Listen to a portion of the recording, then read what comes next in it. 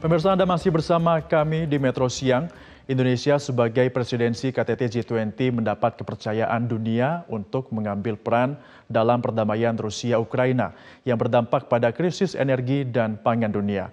Presiden Jokowi juga sudah berupaya dengan berbagai cara untuk mempertemukan pemimpin dari kedua negara tersebut. Lalu bagaimana peluang perdamaian antara Rusia dan juga Ukraina dapat terrealisasi dalam KTT G20? Kali ini kita akan membahasnya. Dan kita akan melihat sejumlah paparan slide pemirsa. Di slide pertama kita akan melihat perjalanan Presiden Joko Widodo ke Rusia dan juga Ukraina pada pertengahan tahun ini. Diawali dengan pada tanggal 29 Juni 2022, Presiden RI Joko Widodo menemui Presiden Ukraina di Kiev. Dalam pertemuan yang berlangsung di Istana Mariinsky, kota Kiev, Ukraina ini, Presiden Jokowi menyampaikan pentingnya Ukraina bagi perantai pasok pangan dunia, termasuk gandum yang ekspornya harus terkendala kondisi perang sehingga bisa berdampak pada kelaparan yang global. Kemudian satu hari setelahnya, tepatnya di tanggal 30 Juni 2022, Presiden Republik Indonesia lanjut menemui Presiden Rusia Vladimir Putin di Moskow. Dan ini juga menjadi menarik dan juga perhatian karena pada saat itu jarak pertemuan antara Presiden Putin dan juga Presiden Jokowi ini cukup dekat. Berbeda dengan saat Putin bertemu dengan pemimpin barat lainnya di masa perang Rusia dan juga Ukraina. Hal ini seakan menyiratkan bahwa Putin memang nyaman dan percaya dengan hubungan diplomatik yang sudah terjalin antara Rusia dan juga Indonesia. Tentunya ini juga menjadi angin segar yang diharapkan oleh masyarakat dunia dapat menjadi salah satu upaya perdamaian antara Rusia dan juga Ukraina. Selanjutnya kita akan melihat bagaimana pertemuan ini berlangsung dan juga membuahkan hasil yang cukup signifikan di mana ada 4 poin yang kami catat. Yang pertama ini adalah terkait dengan bagaimana keamanan pasokan gandum yang selama dengan perang Ukraina-Rusia ini terkendala.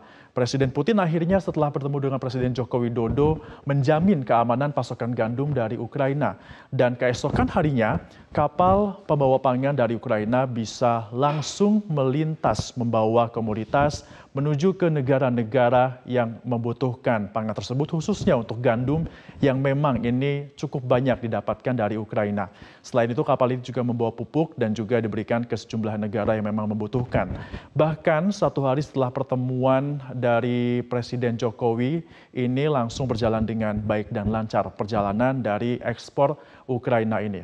Nah, dalam momen ini juga Presiden Jokowi sekaligus mengundang Ukraina untuk berpartisipasi langsung dalam KTT G20 yang dalam hitungan hari lagi ini akan segera digelar di Bali pada tanggal 15 dan juga 16 November 2022. Presiden Joko Widodo juga menegaskan peran Indonesia mengenai pentingnya penghormatan terhadap kedaulatan dan juga integritas wilayah, serta menyampaikan pentingnya penyelesaian masalah secara damai meskipun hal ini sulit dicapai, namun tidak ada salahnya untuk terus melakukan upaya agar perdamaian Rusia dan juga Ukraina dapat berjalan dengan baik. Dan kita ketahui bahwa memang dalam gelaran G20 ini berjalan cukup panjang bersamaan juga dengan timeline perang antara Ukraina dan juga Rusia. Kita akan melihat pada tanggal 24 Februari 2022. Ini merupakan kali pertama Rusia menginvasi Ukraina. Kemudian dilanjutkan lagi pada tanggal 4 April 2022 di mana saat itu Amerika Serikat memboikot acara G20 apabila nanti Rusia dikatakan akan datang dalam gelaran G20. Namun Presiden Joko Widodo terus melakukan upaya pada tanggal 29 Juni menemui Presiden Zelensky di Ukraina, kemudian juga dilanjutkan keesokan harinya bertemu dengan Vladimir Putin, sehingga pada tanggal 2 November akhirnya terkonfirmasi ada sebanyak 17 kepala negara yang sudah mengatakan akan hadir dalam KTT G20 di Nusa Dua Bali. Artinya upaya-upaya Presiden Republik Indonesia ini meskipun sempat mendapatkan boikot dari Amerika Serikat, namun pada akhirnya Amerika Serikat pun termasuk negara yang pemimpinnya, yaitu Joe Biden akan datang di Nusa Dua Bali dalam gelaran KTT G20. Dan setelah ditunggu-tunggu pada tanggal 8 November 2022, Zelensky akhirnya resmi mengumumkan untuk ikut ambil bagian dalam KTT G20 meskipun nanti kehadirannya ini akan dilakukan secara virtual. Namun yang menjadi perhatian dari masyarakat dunia ini adalah kehadiran dari Vladimir Putin, di mana pada akhirnya Putin mengkonfirmasi untuk tidak hadir dan diwakili oleh Menteri Luar Negeri dari Rusia. Dan ini dikonfirmasi oleh Putin pada tanggal 10 November 2022 atau beberapa hari yang lalu, hanya hitungan hari sebelum KTT G20 puncaknya akan digelar di Bali. Ada sejumlah hal pemirsa yang ingin dibahas dalam kegiatan G20 di Bali ini terkait dengan perdamaian Rusia dan juga Ukraina, dan tentunya ini merupakan hal-hal yang cukup penting dan juga krusial yang dinilai oleh Ukraina harus dibahas dan juga diangkat dalam dunia internasional. Yang pertama pemirsa, ini adalah isu terkait dengan deportasi anak di Rusia yang ingin diangkat oleh Ukraina untuk dibahas dalam G20. Hal ini dikarenakan adanya laporan yang mengungkap bahwa pemindahan paksa pada ratusan anak-anak di wilayah pendudukan Ukraina ke Rusia. Dari data Biro Informasi Nasional Ukraina menunjukkan ada sekitar 10.500 anak korban perang yang mengalami deportasi ke Rusia. Kemudian juga Ukraina ini mengusulkan agar Rusia dikeluarkan dari G20. Dan juga Ukraina berharap bahwa nanti negara-negara anggota G20 akan memberikan sanksi kepada Rusia. Pemirsa, Indonesia sebagai presidensi KTT G20 tahun 2022 selalu berkomitmen untuk benar-benar membawa upaya perdamaian Rusia-Ukraina. Dan perlu dicatat meskipun KTT G20 sangat dekat kaitannya dengan pembahasan ekonomi dan juga pembangunan, namun konflik Rusia dan juga Ukraina ini pun memiliki dampak yang cukup besar terhadap laju perekonomian dunia. Bahkan pembahasan Rusia-Ukraina ini akan direncanakan masuk dalam Leaders Declaration KTT G20, dan hal ini sudah diungkapkan langsung oleh pemerintah Indonesia melalui Menko Bidang Perekonomian Republik Indonesia Airlangga Hartarto, yang mengatakan bahwa ini sudah mulai dipersiapkan. Memang beberapa negara, terutama negara-negara maju, masih mendorong agar masalah yang terkait dengan Ukraina itu menjadi kesepakatan bersama. Sementara kita ingin masuk dalam Leaders Declaration. Artinya ini akan menjadi pembahasan yang cukup signifikan di tengah G20 yang akan digelar puncaknya nanti di Bali. Lalu mengapa Presiden Rusia Vladimir Putin tidak bisa hadir dalam KTT G20 dan apa maknanya bagi Indonesia sebagai pemegang presidensi G20? Kami akan bahas bersama dengan Gubernur Lemhanas Republik Indonesia Andi Wijayanto yang sempat bertemu dengan Putin pada agenda annual meeting of the Valdai Discussion Club di Moskow pada bulan lalu. Pak Andi, selamat siang. Anda sempat bertemu dengan Putin di Moskow dan kini Putin memutuskan batal hadir dalam KTT G20 dan juga diwakilkan oleh Menlunya. Apa alasan Putin untuk batal hadir, Pak Andi? Ya, pada saat bertemu di Moskow, memang Presiden Putin menyampaikan akan mengirimkan perwakilan pemerintahan Rusia di level tinggi. Itu kalimat pertamanya Putin. Kalimat keduanya baru kemudian mengatakan akan mempertimbangkan cara supaya Putin bisa mengikuti acara G20.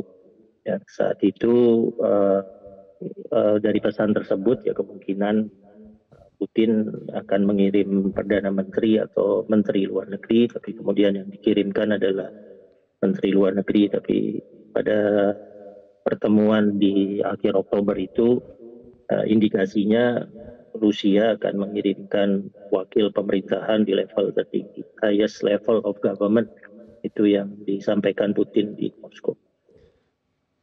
Baik, artinya memang meskipun Putin tidak hadir, dia memastikan bahwa yang akan datang mewakili Rusia ini adalah dari pemerintahan dengan level yang tertinggi. Namun apa makna dari ketidakhadiran Putin ini bagi Indonesia, Pak Andi? Karena ada banyak isu liar yang tersebar di sana terkait dengan keamanan Putin ikut mencuat seiring dengan batalnya Putin ke Indonesia. Iya, ada banyak penjelasan, tapi untuk tidak mengkomplikasi masalah, ya kita menerima bahwa Putin memiliki pertimbangan-pertimbangan domestik, antara lain ada agenda lain yang harus dilakukan oleh Putin. Tapi yang terpenting adalah bagaimana caranya kita mengoptimalisasi kehadiran perwakilan dari pemerintah Rusia ya, untuk tetap melanjutkan interaksi di dalam G20, mencari kemungkinan adanya solusi-solusi terutama yang terkait dengan kerjasama ekonomi yang juga bisa melibatkan Rusia. Baik, Pak Andi, kita ketahui bahwa G20 ini merupakan KTT yang menitikberatkan pada pembahasan ekonomi global. Lalu bagaimana forum ekonomi ini bisa menjadi tempat untuk mengupayakan perdamaian Rusia dan juga Ukraina? Dengan langkah-langkah yang bertahap sesuai dengan dimensi atau spektrum yang bisa kita tawarkan di G20 ya. Jelas G20 ini ekonomi, kalau secara politik global kita biasanya mengandalkan PBB, terutama dengan Dewan Keamanan PBB.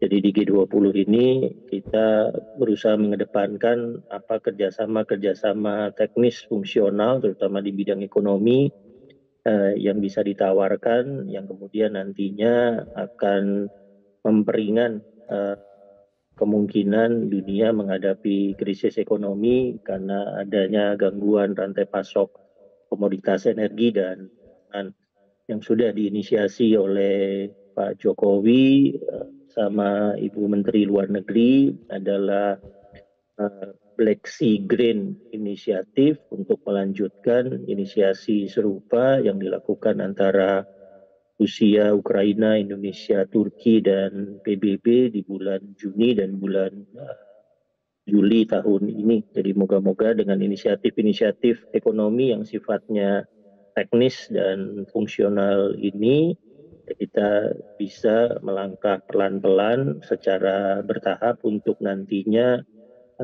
pindah ke hal-hal yang lebih high politik, yang lebih sensitif, yang menjadi akar dari konflik Rusia dan Ukraina. Bisa melangkah pelan-pelan untuk dapat menyentuh akar permasalahan dari Rusia dan juga Ukraina. Ini menarik karena meskipun Ukraina ini mengatakan akan hadir dalam secara virtual, namun akan ada beberapa hal yang disampaikan Ukraina. Termasuk adalah salah satunya meminta Rusia dikeluarkan dari G20 dan juga negara anggota G20 memberikan sanksi pada Rusia. Bagaimana forum KTT G20 ini bisa mengakomodir permintaan dari Ukraina tersebut, Pak Andi? G20 ini sifatnya forum multilateral ya, yang bukan organisasi keras yang kemudian misalnya memiliki ADART yang misalnya memiliki piagam atau charter seperti PBB atau ASEAN. Ya, dibentuknya sebagai forum antara 20 negara dengan ekonomi terbesar di dunia, sehingga pada dasarnya kesepakatan-kesepakatan ataupun pernyataan-pernyataan yang dihasilkan di forum G20 ini sifatnya merupakan deklarasi ekonomi untuk menawarkan kerjasama yang nantinya harus dirintis lebih lanjut oleh negara-negara anggota G20. Jadi karena ini sifatnya forum dan kita sepakat untuk merancangnya 20 ekonomi terbesar di dunia, Indonesia memiliki komitmen sebagai presiden G20 untuk mempertahankan forum G20 ini sembari mencari tadi kemungkinan kolaborasi teknis fungsional terutama di bidang ekonomi yang nanti turut bisa berkontribusi untuk stabilitas politik dan keamanan global. Stabilitas keamanan global artinya memang KTT G20 ini merupakan tempat yang tepat ya Pak Andi untuk dapat memulai perdamaian Rusia dan juga Ukraina. Ya, ada beberapa upaya-upaya baik bilateral maupun multilateral, trilateral dilakukan untuk Rusia dengan Ukraina. Ya, tapi sepenangkapan saya setelah kembali dari Moskow, kita harus melihat beberapa opsi-opsi yang diinginkan baik oleh Rusia dengan Ukraina. Jadi ada kemungkinan